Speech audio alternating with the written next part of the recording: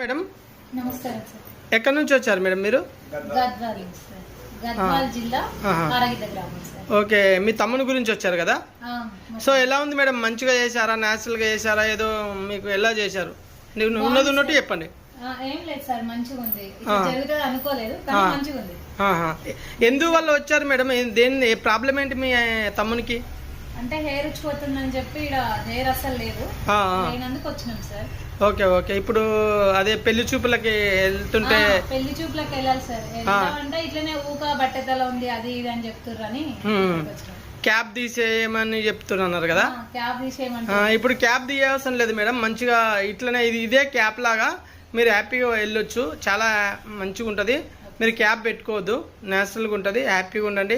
మీరు tape system చెప్పాము, మీకు మంచిగా ఎక్స్ప్లెయిన్ చేశారా మేడం? చెప్పే సార్.